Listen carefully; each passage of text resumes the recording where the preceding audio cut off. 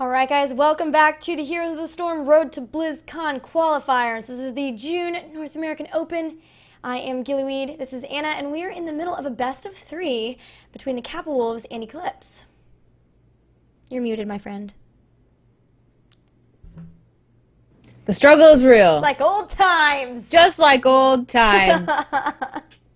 Yes, so, as I was saying, both teams have familiar faces on them, teams we've seen in the Heroes Hive Amateur Series, as well as names we've seen around quite a bit. LZ Gamer was on Evil Geniuses with me way back in the day, so fun to see him returning. Kappa Wolves is up one game in this best of three, and it certainly could be anyone's game in this game too, Gilly.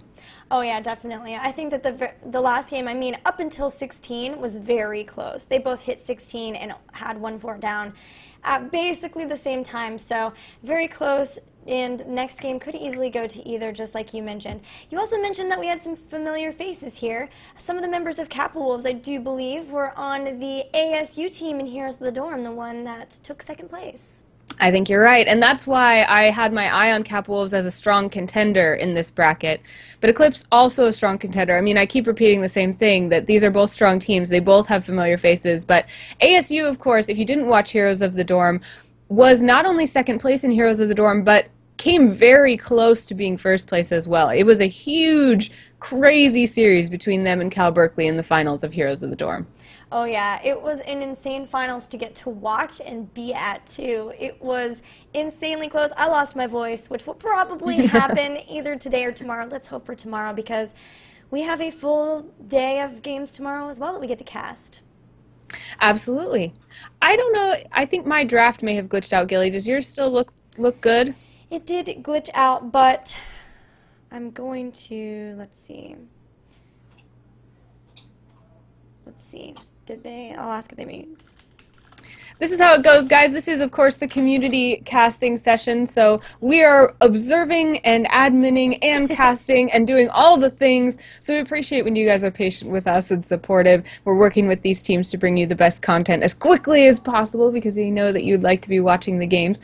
Using third-party drafting, of course, because this game did just launch, and there are a lot of features that are still being worked on in terms of our usability, so we have to use a lot of different pieces to bring you a tournament, and it is really fun. It's fun to be a part of this production, and we are glad that you're here and doing this with us. You guys have been really supportive in chat, and we love hanging out with you there. Be sure that you make friends, because these are all people who hang out with us on our show, Eye on the Storm, as well as other Misscliks shows.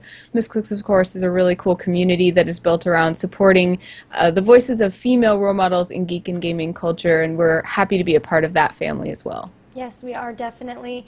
And we have a new draft set up. It should be ready this time. It's going to be 9960 for the number for you. Okey-doke. And we're going to hop over to that, guys. The battleground we will be on for this second map is going to be, let's see, it will be Tomb of the Spider Queen. So the newest battleground for now, but we have an even newer one coming very, very soon. Yeah, with the Eternal Conflict, of course, that was announced at the Mayhem Begins event. Was it last weekend? Was it only last weekend? Was it only? I don't even know. I think you may be right, yes. But yes, that was announced at the Mayhem Begins, and Eternal Conflict looks like it's going to, it's kind of a contemporary of Tomb of the Spider Queen, if you will, because there are lots of hidden passageways, lots of abilities to get from one place to another that are a little bit different. You don't have to go through walls all the time to move from lane to base or vice versa.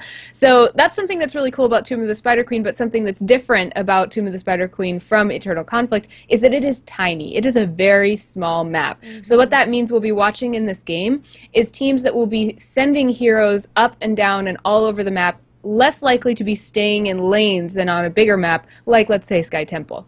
Yeah, definitely. We'll see a ton of those rotations in this, both in order to make sure that you're picking up all of the gems that spawn from minion camps as you take them out, but then also possibly to get takedowns of members of the other team who are just slightly out of position. So we're going to be looking for heroes like Jaina, Kerrigan, who are going to be really aggressive and help you and able to take out heroes very quickly when you are able to pick them out like that. But then also it's possible that we'll see some vision-focused teams. I think this just bugged out again. They are remaking again, so that's fine.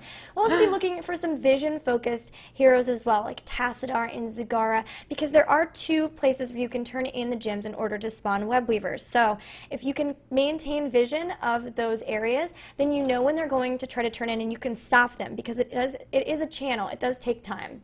Oh, look. It seems like it's... There we are. Well, it seems like it's going, but I think maybe... Oh, no. I don't think that's right. Yeah, I think that's maybe just the... random pick. The random auto pick.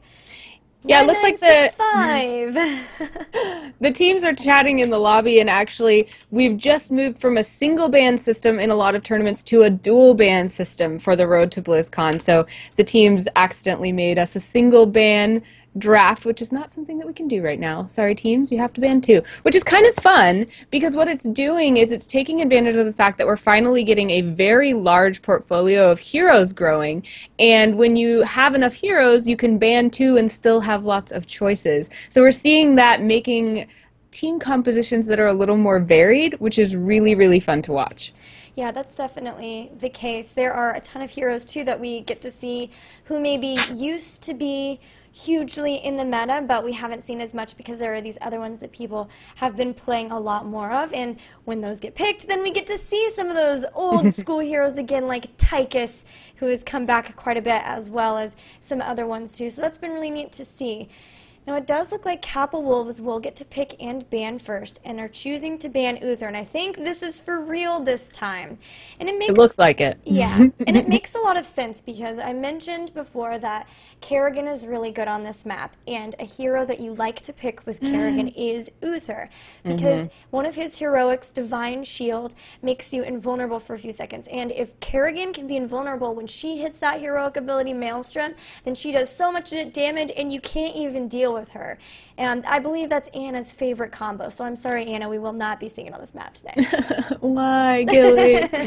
Yeah, that is my favorite, but that said, my Kerrigan bias aside, there are other heroes who have really cool heroic abilities that can also benefit from being Divine Shielded, and other bursty damage dealers that can as well. So Uther being banned out on this map is really smart for lots of reasons. We're also going to see a Nubarak being banned. And Nubarak has been a familiar face in the meta lately. Gilly, why do you think we're seeing why do you think we're seeing Eclipse banning out a Nubarak right now?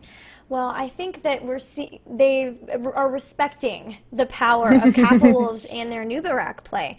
It was really on point last game. It made it very difficult for Eclipse to be able to go in and focus on taking down those very squishy damage dealers. And I think it's something where they don't want Kappa Wolves to be able to pick him up again. So Kappa Wolves, though, are going to get Sylvanas, and that means they're going to have really good lane push potential. But Eclipse are saying, okay, you had Kael'thas last time, we're going to go ahead and take him this time. And also we're going to take Zeratul, and already that looks very scary for Kappa Wolves, especially because they have Sylvanas and Jaina. Man, and Zeratul on this map, we've seen in the Heroes Hype Amateur Series be so destructive, because there are so many places to hide on this map, and you can just kind of stand in the little smoke vents, even on the side of your enemies, and be completely unnoticed until the moment when you jump out and just stab somebody in the face with your Zeratul Psyblades. I think that's what they're called. Yeah. Psyblades, yes.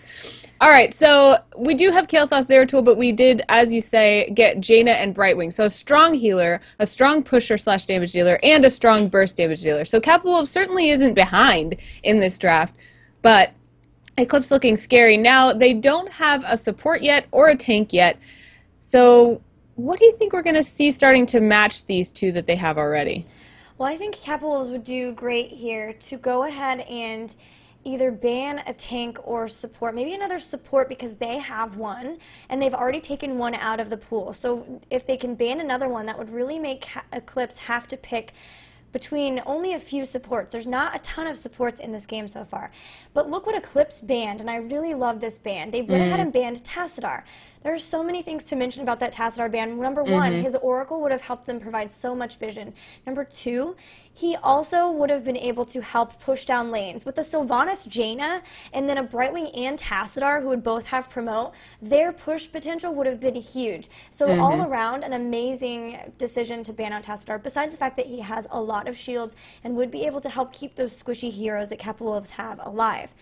Kappa Wolves decided to ban Vala, so they're going to try to limit the number of heroes that Eclipse can pick up to deal damage here, because it looks like they're thinking that Eclipse is maybe going to want another ranged damage dealer. But for now, Eclipse are going to be content to pick up their tank, Johanna, and then from here, either maybe a support, maybe they'll leave support until the very end, though, because they know that they won't really have to contend with Kappa Wolves at that point, as they've already picked up Brightwing. But they could also pick their support here and leave the last spot for damage so that they can answer to whatever Kappa Wolves decides to pick up.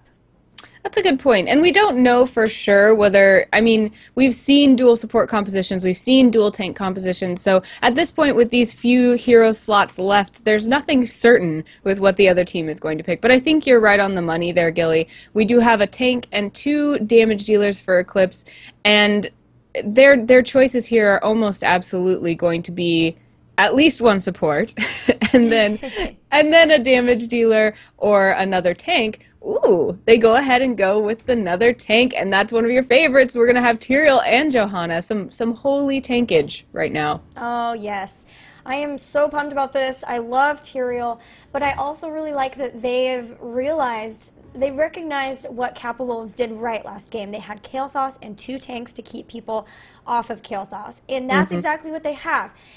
And what Eclipse has decided to pick up as well. They've got Tyrael, who can Judgment onto somebody, stun them. He's going to be able to dive straight into the back line of Kappa Wolves. We'll see Judgment on Jaina, maybe on Brightwing, but both of them can also get Ice Block as well at 13. So it's possible we could even see a Judgment into Sylvanas as well. But Johanna also can Condemn to pull people off of Kael'thas, and meanwhile Kael'thas will be throwing fire in their faces.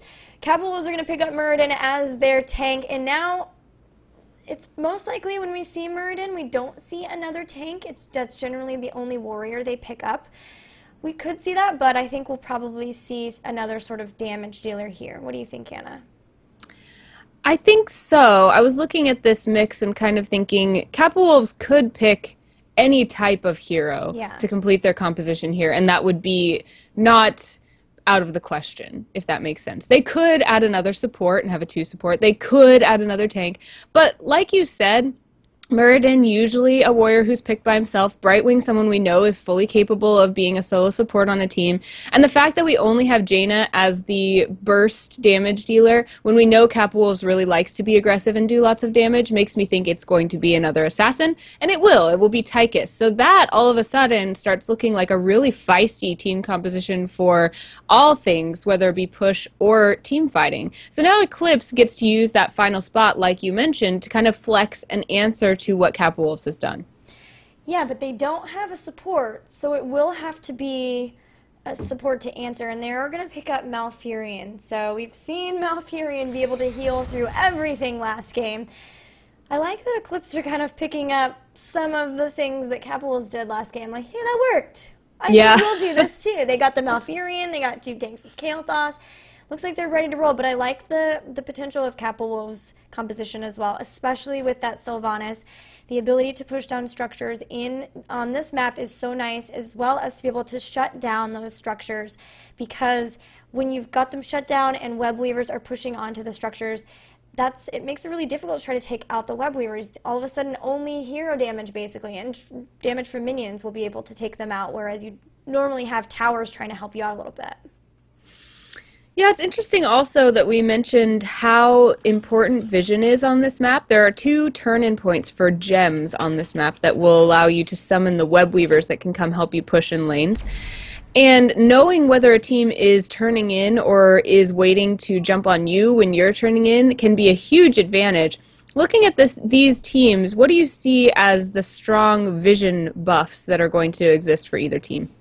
Well, right off the bat, Brightwing and Malfurion both can get scouting drones, so that's going to be nice.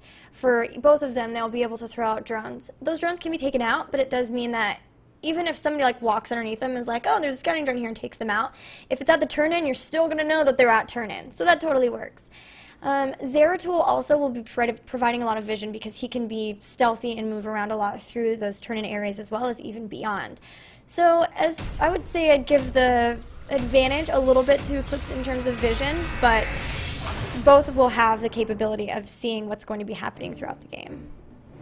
Absolutely. I was going to say that Zeratul it's not technically a vision mechanic, but the fact that he can be anywhere and not be seen certainly provides a lot of vision and a lot of map awareness, and I think that's going to be a huge boon for Eclipse in this match. Yeah, I definitely agree with that, as well as just the capability of being able to set up plays off of a Void Prison. And because there are a lot of tight corridors in this map, you have the potential for some really, really strong Void Prisons at that. Yeah, oof, Void Prism can be so devastating on this map and can also play a part in whether a team is able to capture or steal mercenaries. That's something I've seen that's really fun with that as well, especially on this map when you're just really confined every time you're trying to grab a mercenary. You said really fun, but I think really evil. I know you don't like that, but I'm a fan. Yeah. Well, I suppose. I guess I'm a fan when the Zeratul's on my team. Yeah, there you go. I mean, it's all a matter of perspective. And in terms of this map, like I mentioned, the mechanic is that you are trying to gain the favor of the Spider Queen. This is her tomb after all, and she's got web weavers that are willing to help you if you pay her enough tribute. The tribute you gather is little spider gems that come from the abdomen of the spider. We call them the butts, actually. I'm gonna put that out there. The spider butts will be dropped all over the ground. You can grab them. You try to grab 50 for your first turn in, and once you manage to turn those over to the Spider Queen, she will spawn web weavers in each lane, depending on how far that lane is pushed. They will help you in your quest to take down your enemy. Speaking of spiders, it looks like Kappa will have a couple of the new Mechano spider mounts, and we'll go ahead and introduce them. They are in the blue this time. So we'll have Hawkfu playing the Sylvanas, big impact on Jaina, Visceral on Tychus, Yaokao playing Muradin, and Akaface on his favorite little dancing fairy dragon, Brightwing.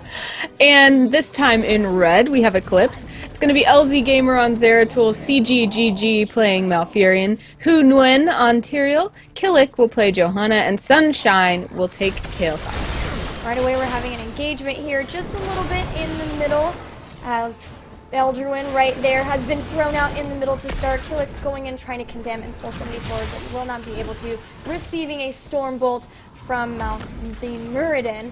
Now we're going to see a team start to spread out a little bit. Laning is oh so important here on this map. Akaface actually taking some damage, as will Tychus there, but staying strong, throwing out his overkill, trying to maybe throw some damage out of their own. And here is the laning, so we're going to see some spider butts, otherwise known as the gems, be dropped, and teams are going to start picking them up. But it's one thing to pick them up, it's another to try to get them to be turned in. Yeah, interesting to note that on this map we saw that engagement right away because the teams don't have to worry about running too far to get into lanes when it's necessary. As soon as the minions did spawn and there were some minion takedowns happening, they were able to run and make sure they're absorbing that experience. Eclipse stayed a little bit longer in the middle than Kappa Wolves did, but both of them completely even in experience at this point. There is a scouting drone, one for each team here at this top turn-in point. So you can see both Malfurion and Brightwing picked them up. This time it looks like the Jaina did go deep chill. Remember, this Jaina is playing for Kappa Wolves this time instead of the Eclipse lane. They went to the deep chill instead. So looking at controlling people, being able to slow people as much as possible, and we may even see that numbing blast later on at 16 as a result of that. Johanna has a lot of variety in terms of the talents that are picked for her because a lot of them work really well, but Knight Takes Pawn is one of my favorites for Johanna. It makes her a little bit more capable of dealing damage to minions and therefore laning, so a really cool pick from her there as well. Yeah, definitely great to pick up some of those talents that help you in laning and taking out those waves of minions as quickly as possible, because you really just want to be able to take them out, pick up gems where you need to, and then go ahead and rotate, especially on this map where rotations are everything, or even like Sylvanas has done, take them out very quickly, and while the rest of her opponents are gone, go and start throwing some damage on the structure. So looks like Yaokao trying to turn in, does have 16 gems and will be able to get them to turn in, so that's going to be a little bit of an advantage here for the Kappa Wolves. Yeah, it's one thing to be really great at collecting gems, it's another thing to find time to turn them in. And we've seen lots of games where a team was holding tons and tons of gems, but couldn't quite get the the room to turn them in, and that was detrimental, obviously, to their overall success in the game. So far, only gems being turned in by the Kappa Wolves, but it's too early to tell whether we will see a reply from Eclipse. It looks like that Kappa Wolves are really just pushing here up on top with that Sylvanas, and I think that's frustrating for Eclipse because I think they'd want to be doing more rotations than they actually are getting to do, but because they have to respond to that Sylvanas that is so strong with her trait Black Arrow, they have to be keeping multiple people up here to push her away from the structures. And so, like we're seeing LZ Gamer a lot of times just sitting in a lane and not being able to rotate around like he would maybe like to as that Zeratul player. Yeah, a lot of action going on between the mid and top lane, but certainly it's mostly players saying, okay, I really would rather be moving down into the mid lane. Okay, fine, I need to come help protect you here in the top lane. So we have Sunshine, CGGG, and Killick all up here in the top lane to try to deal with this Brightwing, Tychus, and Sylvanas push that's going on. They are going to be able to take down a wall and a turret already, and Akaface still doing damage to this one turret, saying, we'd like to take the whole thing, please, before we grab our web weavers. I wanted to note that Big Impact is playing as the solo Jaina on bottom really well. She knows that there's the potential for a gank from LZ Gamer on that Zeratul, and she's very squishy and does not have a lot of escape here. So other than just using her ability to just slow someone down and hope that's enough. So really good play from Big Impact, staying safe, staying far enough back that she really, the Jaina, it's going to be really difficult for LZ Gamer to gank. That means that LZ Gamer really can only go for Muradin, who is in the middle and very, very tanky. That's not a good person to try to gank at all, or all three members, or the rest of the three members that are up on top of Kappa Wolf. So good job from Kappa Wolf in kind of forcing LZ Gamer to not really have a great place to go and get a gank. Both teams still fairly even in experience. Kappa Wolves creeping up a little bit, of course, because they were able to take those structures. We do see a lot of the 3-1-1 type of situations going on, where we have three heroes together in one lane and one in each of the others. And now we actually do see red web weavers spawning. So that means that Eclipse was able to turn in enough gems that the web weavers will now spawn for them. That's going to be a huge help in relieving some of the pressure that they have on these lanes due to Sylvanas pushing so hard. Looking at the level 7 talents, we've got 2 Envenoms for Kappa Wolves, one on Jaina and one on Sylvanas, and so that's going to help them be able to do really quick, even more bursty damage here in this early game with those 2 poisons. Brightwing going very, very support heavy with that protective shield and the gusted healing as well. So we're going to have the Kappa Wolves just trying to deal with the web weavers. Tychus does get rooted by Malfurion, but was behind the gate, did survive that. A lot of times with the early web weavers, what you want to just try to do is try to take down turrets as much as possible. It's pretty difficult unless you've already got a gate down to take out a fort from that first web weaver spawn. So that's what we're seeing them do. They're rotating around, trying to help out web weavers. They picked up some turrets on top. In mid, they're about halfway. But Tyrael on the bottom going down. So that is still experience for the Kappa Wolves, and with that, they're going to definitely be able to stay up with Eclipse. Yeah, very interesting. Tyrael just kind of overextending, not realizing how easily Kappa Wolves could fall down and be behind him, not letting him escape. And they're actually going to get a little bit of push on this bottom lane as well. We're able to take down one of the turrets and do quite a bit of damage to the wall as well. Now Killick coming down to kind of make sure that the minions don't finish the job. Once again, we're trying to turn in. We'll get some more turn-ins. So once again, they're actually ahead in turn-ins again for gems. So far, Kappa Wolves have been the ones who are starting to creep up in terms of how many they're actually holding. And that's a problem, because you don't want to engage when you've got a ton of coins on yourself, especially if you're squishier. Yelkel got rid of those 23, though. Akaface turning in 16, and that will be web weavers for the Kappa Wolves. And of course, as we mentioned, the web weavers do spawn to where the lanes are pushed. So looking at these lanes, we're going to see a top lane that's very far forward for Kappa Wolves. The mid lane is very balanced. And then the bottom lane is actually going to be a little bit more defensive for the Kappa Wolves. So lots of uses for these web weavers. We'll see where they choose to focus their energy. Looks like they're going to keep the push really heavy on the top lane to try to pave the way for the web weaver up there, and then potentially fall back to defend or escort other places as well. Yeah, that was really smart to push that lane as hard as possible because he was already up, but unfortunately, they are a little bit out of position here as members from Eclipse come in. There is a great Void Prison on three of the members. And now LZ Gamer coming in, but does get stunned immediately. A Judgment in helps them take down Brightwing, and Sylvanas is gone as well. So now only Jaina, Tychus, and Nurden remain. And with the Tranquility, it's going to be very difficult for them to be able to take anyone out, as that does so much healing while it's up. We saw, again, the Phoenix and Tranquility combo that worked so well for the Kappa Wolves in the last game, instead working on the side of Eclipse this time. But also I wanted to mention the Draken Laser Drill from Tychus did a really great job of helping them disengage when they were in that unfavorable position. They are going to fall down and will be able to get some kills in the bottom lane as well. You know, that's the power of Brightwing. She went back to heal up, and instead of having to walk all the way back to her team, she just phase shifted in, and instantly it was 4 versus 2 instead of 3 versus 2, which already is not super fun to try to deal with, but they at least were maybe going to be okay. But with that Brightwing there, instantly they were able to pick up the Malfurion and I believe the Zeratul as well. I want to point out that Big Impact is holding 34 gems, and Big Impact is one of the least tanky characters, one of the most squishy characters, so Big Impact looking to get a turn-in right now, get those off of her back, and it looks like she will be able to do that. LZ Gamer's going to come sniffing around, but not in time to prevent it, and we may actually see Web Weavers immediately again. Yes, we will. But it will be on the side of Eclipse. They got the turn-in instead.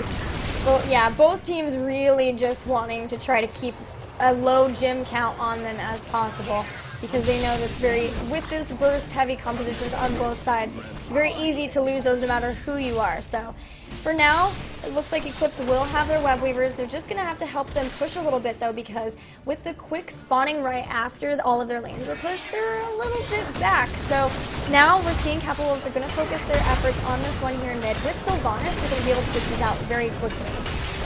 Yeah, and we see that the Kappa Wolves have decided to stay together to defend one lane at a time instead of spreading out to try to defend all of them, which is probably a smart idea right now, as both teams are very eager to pick each other off. Looks like we'll have the middle taken care of first. Now Kappa Wolves will look to deal with the top. Meanwhile, the bottom lane is going to get a lot of attention, and it looks like we may lose a fort as well as the turrets and wall for Kappa Wolves. Yeah, that was really, really smart by Eclipse to go ahead and push one lane, but then rotate down to the other one once they saw their opponents going up to defend that lane. And because they kind of went with mid first, they forced their opponents to go to the lane farthest from where they're going to focus their efforts on taking down a fort. So that was really nice for them. They were able to pick that up. They had a little bit of breathing room because they saw their opponents up there. And now it looks like they might even be going back for this fort as well. They're pushing the lane pretty heavily, maybe going to guard the turn-in. That would be really good because they know that their opponents are looking to get a turn-in of their own. Yeah, and it looks like I would wager that they are going to get it. The blue Web Weavers are going to spawn immediately after, and so we've had 3 Web Weaver spawns almost in, well, completely in a row so far. Yeah. So lots of action on this game in terms of the battlefield mechanic, and now it looks like Kappa Wolves is saying we want to keep using the map to our advantage. We're going to grab the Siege Giants here, the neutral Siege Giants if you will, at the bottom of the map, so that we have extra pushing power in the bottom lane. Looks like they're also going to push themselves, and so the Web Weaver in that bottom lane, which is the most demolished lane for both teams, is going to have lots of power in it. Kappa is being very aggressive. Yeah, I'm going to go for this bottom lane and try to even take down some towers here. They are a little bit ahead in experience, but they're on the same talent here. They both have level 13 talents, and that's a great Phoenix. Look at the zoning potential of that Phoenix. Now, and even a root on Yellcow is going to keep him in there, making him take even more damage. So for now, I think we're going to see them rotate up, but they know Zeratul is somewhere around the mid. That mid one is very close. It might actually even just go down without adding any damage to it, but they will be able to pick it up. And the top one simultaneously went down too. So now we're seeing the experience start to swing in favor of Kappa Wolves. They've taken out all of the forts. They even picked up that extra tower. They're pretty close to 16. And once they get to 16, if they're able to have it for long enough before, they may even try to force a team fight and take out members of their opponent's team. I think it was really smart of Kappa Wolves to completely ignore the top lane the top web weaver and just say, okay, either you're going to send someone to deal with that and you're going to give us the advantage in the team engagement here on the bottom, or you're going to have to just let that web weaver do its damage in the top, because we're going to be as far away from it as we can here in the bottom lane. And that worked out really well for them, because LZ Gamer on Zeratul was up there dealing with that web weaver and gave them a little bit of time in the bottom lane to do even more damage. A lot of times in this game, we see teams lose gems a lot, but one thing I wanted to point out is that we haven't really seen that too much. Both teams are doing a really good job of trying to turn in every chance they get. Look at what Kappa Wolves are. They already almost have a turn-in again. 13, that's it. They don't have enough. They need to push some lanes to get it, but they're going to be able to do so because they're nearly 16, and that means that Eclipse is not going to be not wanting to be out on the map at that point, because that getting into an engagement when they don't have those level 16 talents would not be a smart move. So instead, even though they have a lot of gems to turn in, they're going to rotate around, maybe try to pick up a gank if they could. If they could get a good Void Prison, then they might even be able to take an engagement 15 versus 16. But they've definitely got to play cautiously until they pick those talents up. Yeah, it shows some good finesse and restraint from Eclipse, that they actually were at the turn-in and wanted to turn in because they have enough gems to get their web weavers. But they knew, like you said, that their opponents were level 16, and it wasn't worth putting themselves in that danger until they also had level 16. But they are holding enough gems for a turn-in, so they're going to have to be careful not to let picks ruin that for them. I really like that LZ Gamer is out trying to pick up level 16 talents for his teammates. That's really important. The rest of them are doing a really good job defending. That was a brilliant Phoenix earlier that was able to zone the rest of the Kappa Wolves away. Kappa Wolves are being very aggressive, but they're also not really getting too much done. They're throwing some damage on the keep, and that's good.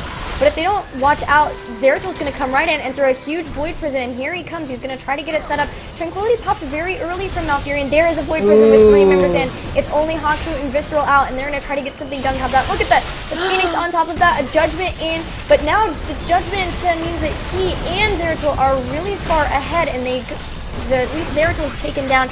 They're trying to pick up Poe. He will be able to do so as well, but he may be able to use his Archangel's Wrath and does do so to pick up a takedown on Jaina. So now it's 3 down, but only Jaina has been taken down so far on the Kappa Wolves, and now they're after CGGG, who has nothing left, will be taken down as well. And with that, only Sunshine remains. That being said, they need to be careful because Sunshine does a lot of damage, yes, but they are able to pick up the keep and go away. That fight, I thought that I was seeing the demise of Kappa Wolves, but I think it was the blink heal from Brightwing that really turned it around. That Void Prison was so well placed, being between 2 kind of groups of heroes, right on top of one with 2 following right behind that just derped their way right into it on accident. So really, really well placed.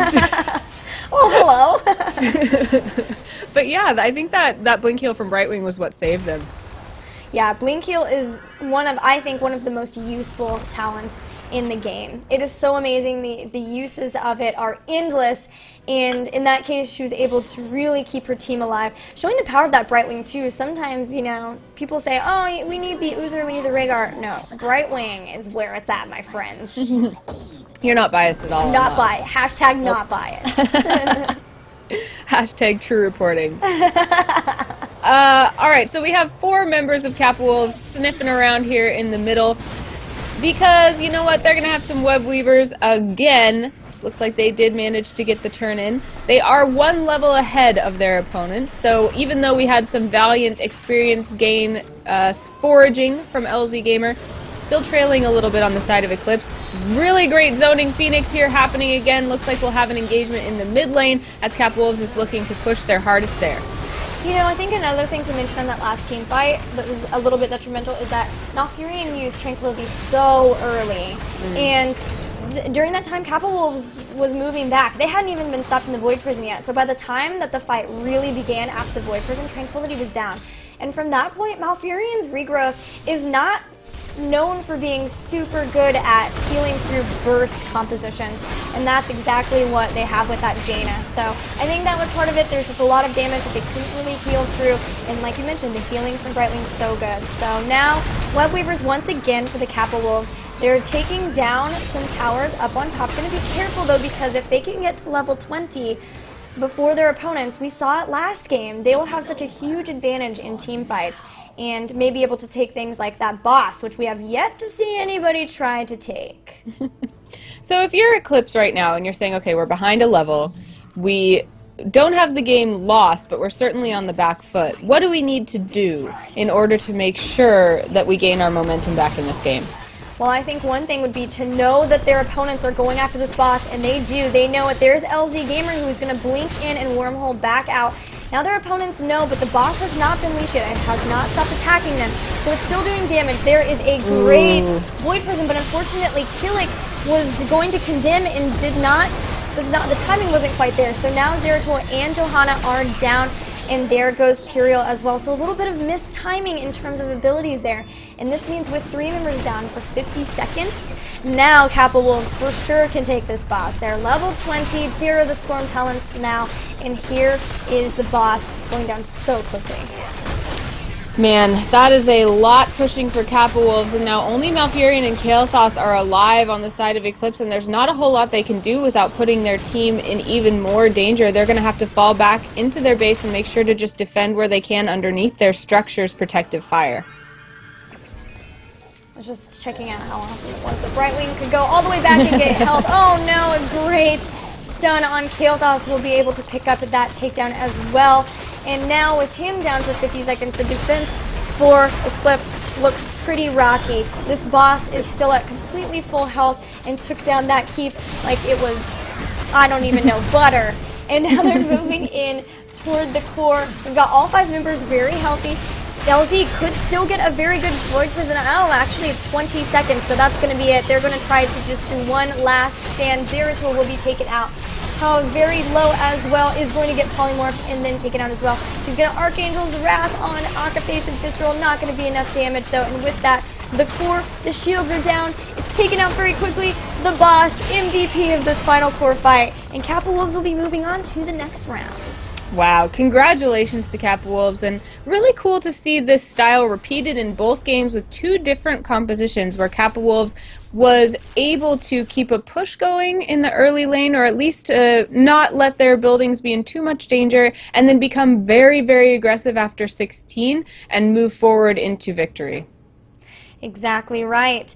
So very great play from both teams, but yeah, Kappa Wolves looking super solid in this matchup. They will be moving on, and we are going to follow them as well. So I think that they will be playing Hog Squirts next. It's like Hogwarts, but with more poop jokes. Yeah, grosser, for sure. So we will get to watch that matchup next. It will be another best of 3, and so we are going to take a quick break while they set that up. While we are taking a break, you guys can check out Blizz Heroes on social media. It's at Blizz Heroes on Twitter, and for more information on this tournament, definitely check out heroesofthestorm.com, as there's going to be a bunch on there about this, as well as the Eternal Conflict with new map and a new hero, the Butcher, coming out. So check that out while we're gone. It will be just a short break, and when we return, the Kappa Wolves versus Hog Squirts.